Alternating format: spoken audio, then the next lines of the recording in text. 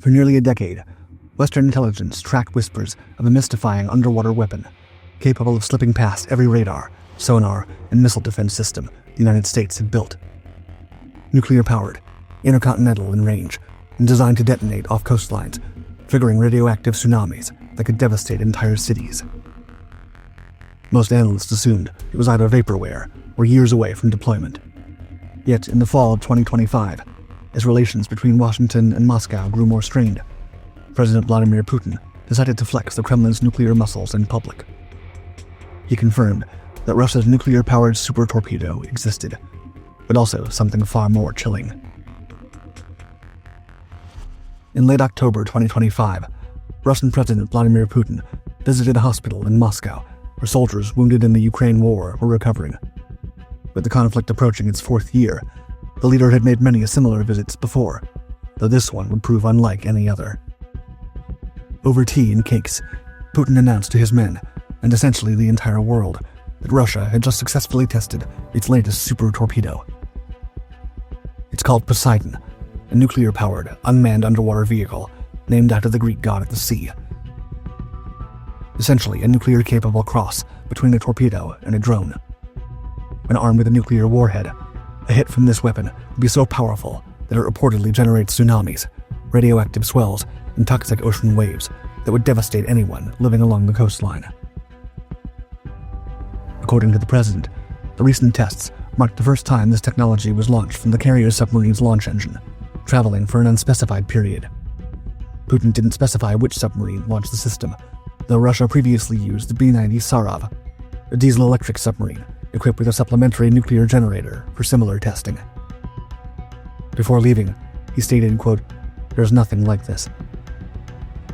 As detailed by the president, there's an existing system that can track or halt a Poseidon on its way to a target. The tests were intended to send a clear message that Russia, in Putin's words, would never bow to Western pressure over the war in Ukraine. Though the name Poseidon had only gained public attention in recent years, traces of the program stretched back more than a decade. The first trace of Russia's underwater nuclear program surfaced in November 2015, during a televised meeting of Russia's National Security Council, when a camera operator moved across the room and caught a clear image of a briefing slide held by a senior officer with a title that read, quote, "Oceanic Multipurpose System Status 6, with accompanying text that described an unmanned underwater vehicle with intercontinental range and a nuclear payload intended for major coastal targets. Though the broadcast lasted only a moment, rumors about the strategic system spread quickly. Russian officials vehemently claimed the leak was an accident, but Western intelligence agencies believed it was anything but. From there, with work continuing in secret Russian laboratories, analysts in the United States and Europe had little to go on beyond that single frame, rewatching the clip repeatedly and attempting to piece together whether it revealed an active program or merely a piece of deliberate signaling. 2 years later, in January 2018, a draft of the Pentagon's nuclear posture review was leaked to the press, removing any doubt about what had been seen on Russian television. The document described a Russian underwater weapon that matched the Status 6 line for line, although appearing under the American codename Canyon, listed alongside Russia's strategic delivery systems rather than its experimental projects. The draft even confirmed that a test had already taken place on November 27, 2016, launched from the B-90 Sarov in the Arctic Ocean, a fact Moscow had never publicly acknowledged. For analysts following the program, the leak marked a turning point. A system once dismissed as an error was now a fully working platform with a known test history. 2 months later, at last, Russia addressed the subject directly. During his March 2018 State of the Nation speech, Vladimir Putin officially introduced several new strategic weapons via computer-generated clips, depicting long-range systems reaching distant targets, accompanied by claims of extreme depth, extended range, and resistance to missile defense. Out of these new systems, the most notable were a nuclear-powered cruise missile, later known as Burevestnik, and of course, the underwater system, now presented under a new name, Poseidon. By early 2019, Russian naval officials announced plans to procure at least 30 Poseidon vehicles. That same year, the Ministry of Defense released a short video showing a Poseidon launching from the B-90 Sarov. From there, information remained tightly controlled, and updates came only in brief statements, until in early 2023, Russian outlets reported that the first batch of Poseidon weapons had been manufactured. Then came the news in 2025. The latest statement, made in late 2025 at the Moscow Military Hospital, suggests the weapon is nearing operational readiness, emerging right in the middle of a global arms race, primarily between the United States, Russia, and China, to modernize and expand their nuclear arsenals. According to the details available, the weapon known as Poseidon in Russia and Canyon within NATO is an uncrewed underwater vehicle built on a scale no navy has attempted before. Russian sources place its length at roughly 66 feet, its diameter at nearly 6 feet, and its mass at nearly 100 tons. Propulsion reportedly comes from a small nuclear reactor, with Russian sources citing liquid metal cooling, a method used in some submarine designs to generate high output in a confined space. If accurate, the reactor would enable continuous underwater travel across entire oceans without refueling or surfacing. Western estimates placed its range at roughly 6,200 miles, enough to reach any major coastline in the northern hemisphere from Russian waters.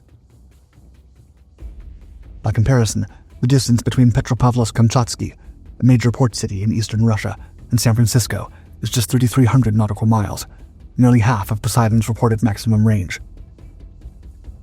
Speed projections are equally striking. Analysts estimate a top speed of nearly 115 miles per hour, far faster than modern heavyweight torpedoes and quicker than most surface vessels. Putin claimed the weapon moves many times faster than all modern surface ships. But it's the warhead that draws the most concern. According to Putin, Poseidon's power exceeds even that of Russia's Sarmat intercontinental range missile, known in the West as SS-X-29 or Satan II. The warhead is generally assessed at around 2 megatons, roughly 100 times the energy released by the atomic bombs dropped on Hiroshima and Nagasaki combined. A detonation on such a scale beneath the surface, near a population center, could completely obliterate port facilities, naval installations, and vast sections of coastal infrastructure in moments. Although he has described this novel weapon as capable of generating massive radioactive waves, this apocalyptic scenario that has fueled speculation about tsunami-like destruction is still widely debated. What is not disputed is the lasting contamination. A detonation close to the seabed or shoreline would drag enormous quantities of soil and seawater into the blast, and the irradiated material could remain dangerous for decades. History provides a sobering precedent. Even 6 decades after the United States conducted nuclear tests at Bikini Atoll following World War II, the Marshall Islands remain completely uninhabitable. The waters are still too contaminated for fishing, the soil too irradiated for agriculture, and radiation levels remain high enough to prevent permanent settlement. Putin's confirmation of Poseidon came only days after Russia announced what it called a successful launch of Burevestnik, the nuclear-powered cruise missile it's often paired with in news coverage. According to Russian military officials, in that test, Burevestnik flew about 8,700 miles over roughly 15 hours before ending its run. The performance, they say, still fell short of the missile's theoretical maximum range. Russia has described Burevestnik as virtually unlimited in range, with some internal Russian sources quoted in Western reports suggesting a notional reach of up to 12,400 miles. If accurate, that would place any coastal target on the planet within striking distance. Yet despite the bold claims, Burevestnik remains controversial and opaque. Western experts question whether the missile's nuclear-powered engine, flight time, and warhead yield actually match Moscow's public statements. For now, most view the 2025 flight announcement as a political signal, more than a confirmed breakthrough. Ready or not, in the fall of 2025, the science and production teams who participated in the creation of these unique weapons were awarded state honors.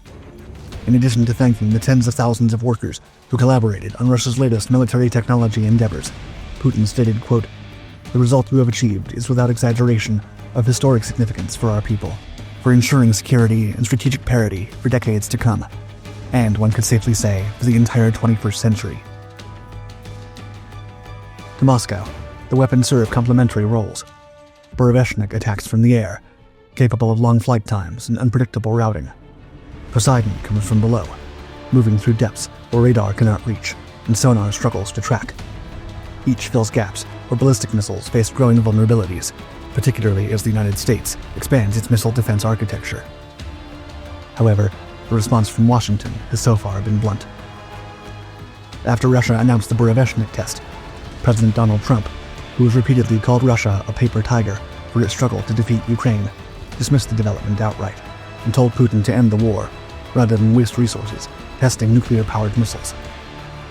For now, the question remains whether these systems are as capable as Moscow claims, or simply expensive signals in a conflict that shows no signs of ending.